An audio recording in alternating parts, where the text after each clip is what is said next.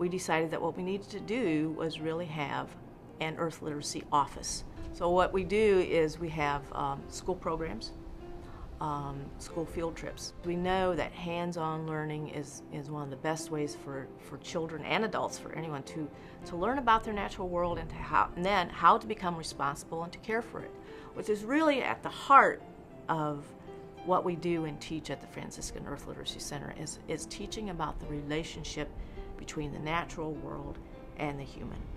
But we've started another area that I'm personally excited about with the Franciscan Earth Literacy Center, and that is our Seeds of Hope farm.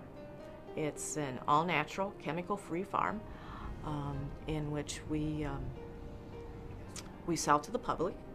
And farming and gardening and showing people how to raise their own food using chemical-free methods is a wonderful way. And in this part of the Toledo Diocese, we're out in a rural country, and I believe we have something that we can say and share to people and learn together. I find myself doing something I never dreamed I would do. And that's working in the field of housing construction and rehab. We've done over $200 million worth of construction work since 1989. Had no idea that would ever happen.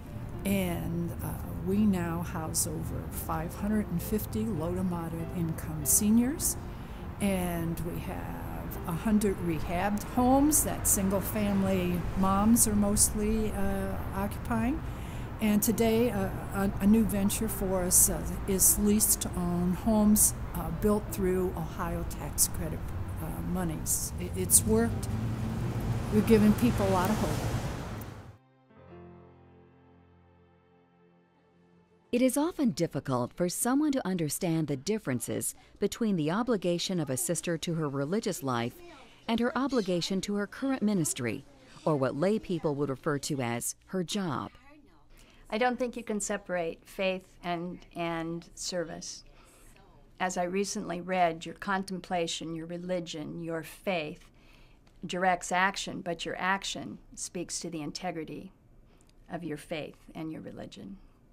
I'm almost like a doctor on call, on call.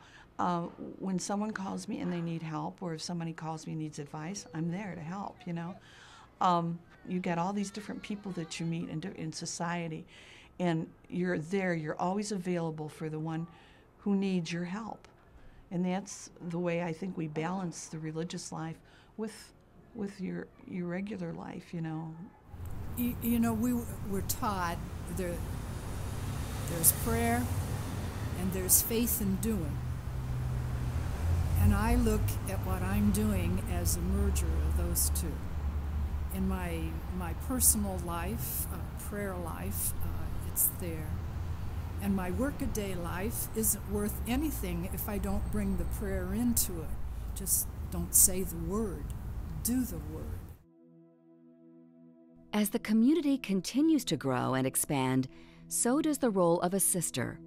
However, the numbers of sisters are declining.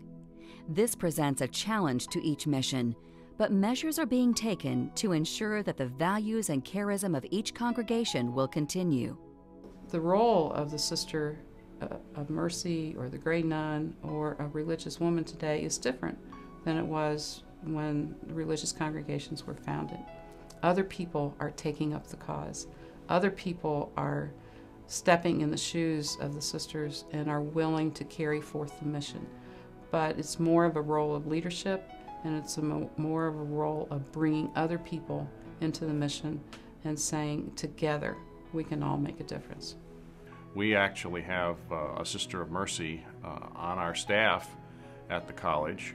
She is the last remaining Sister of Mercy on the college staff.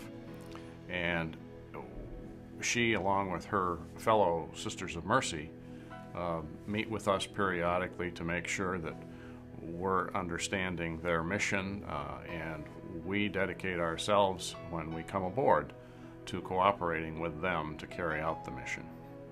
Franciscan Services Corporation was created in 1984 as a consequence of the Sisters of St. Francis of Sylvania, Ohio, making a decision that their ministry efforts in health and human services would be stronger and more effective if they organized them and created a structure that would invite lay people to come into partnership with them as they worked in their ministry.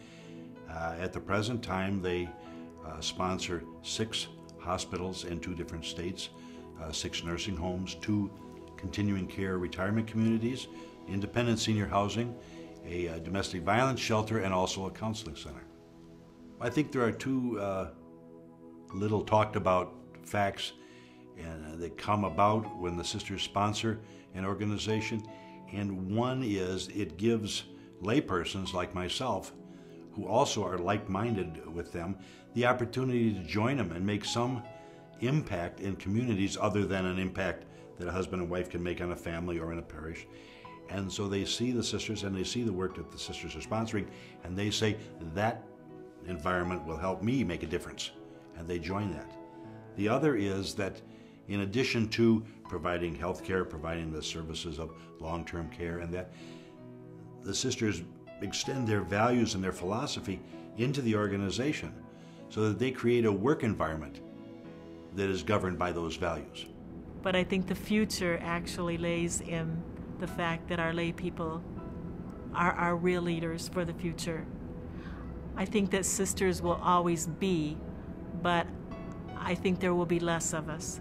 If we can transmit our passion for education, our spirit of proclaiming God's goodness and provident care, then that mission will continue long past the last sister of Notre Dame. There's always another place, there's another gap where service isn't provided, care isn't given. And so I think the challenge for us as women religious, so here I am I'm running a school, and that's great, but I have a wonderful 8th grade teacher who could easily run the school. But over here I see that there are women who do not have GEDs, or women who are caught up in prostitution. How can I go there and help and provide service to them to help them make a difference in their lives? So there's a gap there. So I'm going to move over into that gap and serve. After a while, I'm going to be really good at it. And then I will have, by that time, as women religious, will have called other lay women or laymen to work with us. So now they can take over that, and then let's move over to the next gap, but always filling the gap. Where is the next gap? Some religious orders have associates who have made a commitment to the mission of a congregation, but do not live in formal community with them. For those of us who are associates, it's about sharing the mission, the charism of the Franciscans, and the spiritual life, but not taking vows, not taking those vows of poverty, chastity, and obedience. I still live my own private life, but I'm highly involved with both the sisters and the ministry. I see religious life continuing, but I also see this partnership with associates as a way to continue religious life in the future. Our region would be drastically different if the sisters had not been asked to serve here. Each day, they look within themselves to find the passion to serve us and our neediest neighbors. Many people feel that there's not a place for religious women today because our contemporary society offers women so many opportunities that they didn't at that time. They had education, they had nursing, they had a few other minimal things.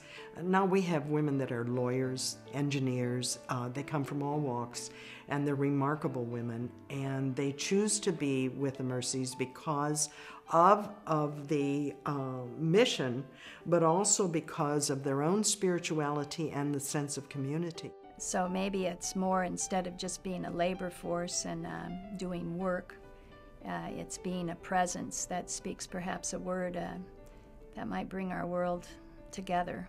And we need to be always challenged to be looking for that need and not become too comfortable where we are, because it's sort of easy to be comfortable. We've always done this, so we're going to keep on doing it.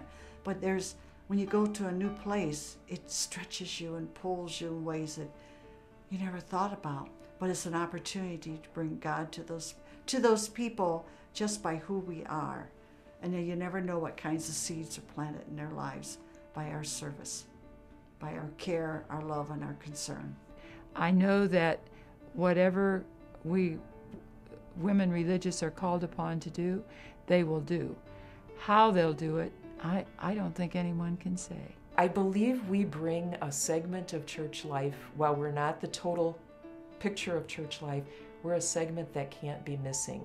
We speak to the church and to individuals in the church something that is true for all of us, that life can be lived in a simple way. The sisters have shaped our community. Nearly everyone has been affected in some way by their presence. Their spirit, inspiration, and devotion helped set a course toward a better future. By working together, our community and women religious can reach that better future and make it real. We would hope that our influence comes across through the persons that we are.